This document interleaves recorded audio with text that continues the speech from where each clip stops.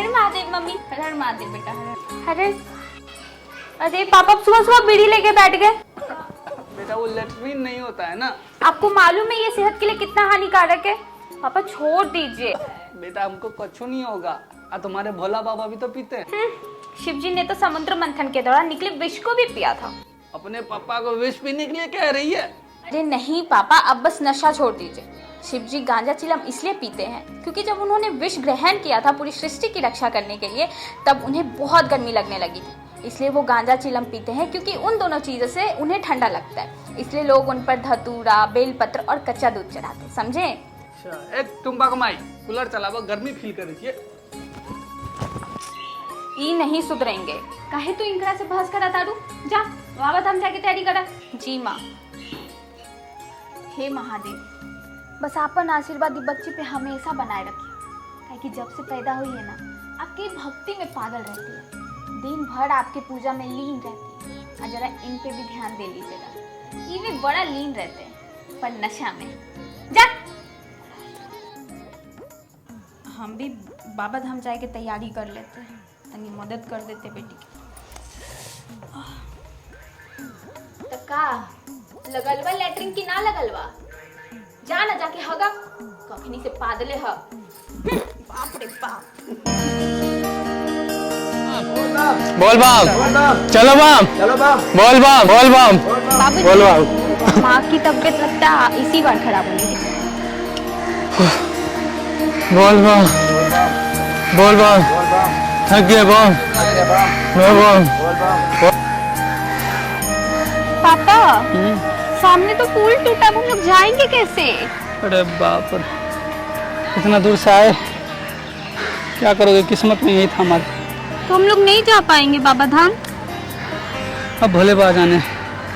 देखो सब श्रद्धालु वहाँ इंतजार कर। कोई तक चलिए जाए। चलो महादेव कोई ना तो कोई रास्ता तो निकालवे करे। पापा अब तो सही में नहीं जा पाएंगे हम लोग बाबा धाम। चिंता मत करो बेटा, कुछ ना कुछ उपाय निकल ही जाएगा ना। तब तक शिव जी की साधना करो, ठीक है?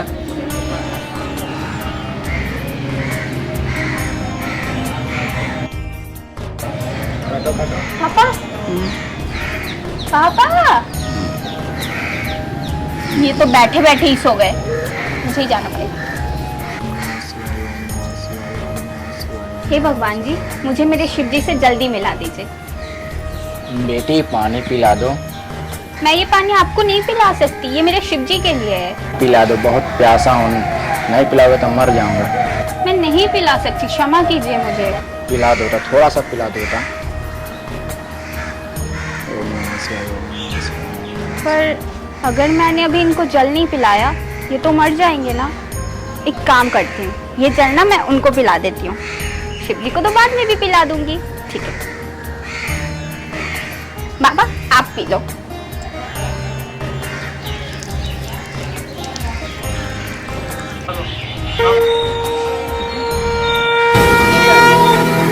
शिव जी यार, मैं तो आपके घर ही आ रही थी।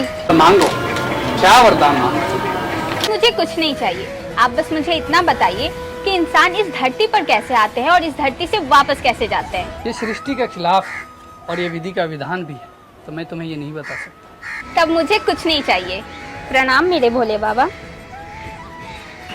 पापा पापा पापा, मैंने ना वहाँ मंदिर देखा और मुझे शिव जी ने दर्शन भी दिया और मैंने उन्हें जल भी पिलाया। देखिए, अरे वहाँ पे देखो तो सही, आप लोग सब देखो।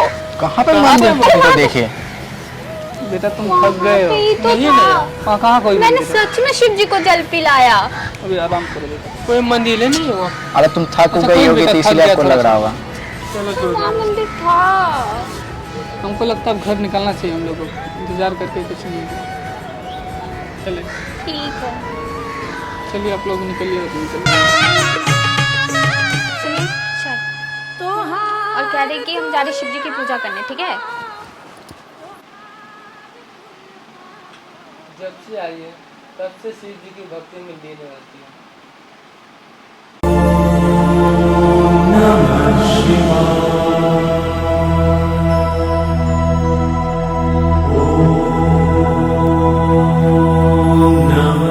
बेटी आंखें खोलो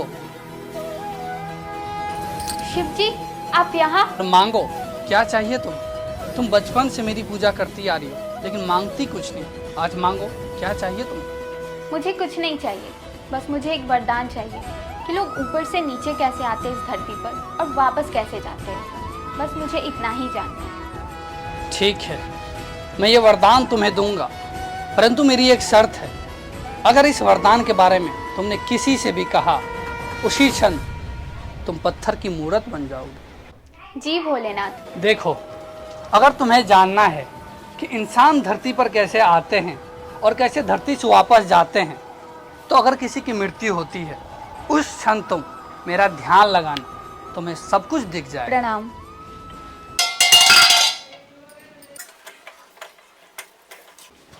पर क्या वो, आप रो क्यों रहे? बाबूजी अब नहीं रहे। क्या? हाँ, तुम जल्दी चलो। हाँ ठीक है।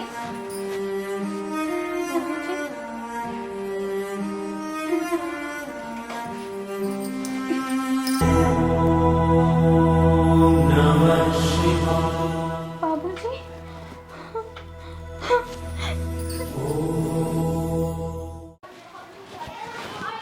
कौन रो रहा है? कुछ यहाँ बगल डोम था ना, हाँ। वो मर गया। क्या?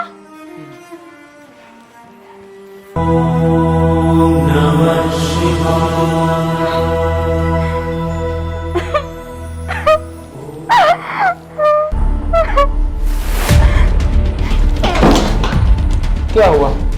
तुम रो क्यों रही हो? कुछ नहीं। क्या कुछ नहीं? मैंने नोटिस किया है, जब मेरे बाबूजी मरे थे तब तुम उतना नहीं रोई जितना आज डोम के मरने पर रो रही हो। बताओ क्या बात है? कहा ना मैं नहीं बता सकती, मेरी कुछ मजबूरी है। आखिरकार क्या मजबूरी जो तुम मुझे नहीं बता सकती? मैंने बोला ना मैं नहीं बता सकती। क्यों बोला ना, बताओ जल्दी।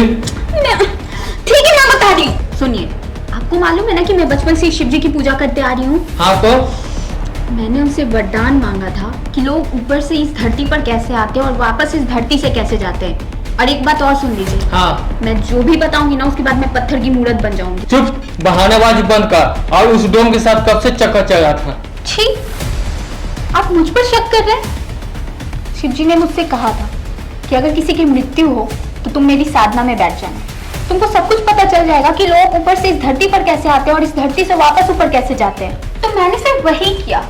जब हमारे बाबूजी का देहांत हुआ था तो मैं शिव जी की साधना में बैठ गई और मैंने देखा कि हमारे बाबूजी जो राजा व्यक्ति हैं, उनको कुछ दूध मार कर, घसीट कर और पीट कर ले जा रहे थे। और वो डोम जो आज मरा, मैं फिर से शिव जी की साधना में बैठी और मैंने देखा कि उस डोम को कुछ दूध सोने की पालकी में लेकर जा रहे हैं। तो मैं क्यों ना रोऊं भला? मैं अपने बाबूजी के लिए रो रही थी, कुछ डोम के लिए नहीं। आपको मुझ पर इतना ये क्या हो गया तुमको? तुम सच में पत्थर की मूर्त बन गए? तुम पर विश्वास ना करके मैंने बहुत बड़ी गलती की है। हे शिव जी, ये क्या हो गया? अब तो जानते कि मेरे पालवा की कितनी बड़ी भक्त है। कृपया मेरे पालक को ठीक कर दीजिए और उसके जगह मेरे को पत्थर की मूर्त बना दीजिए।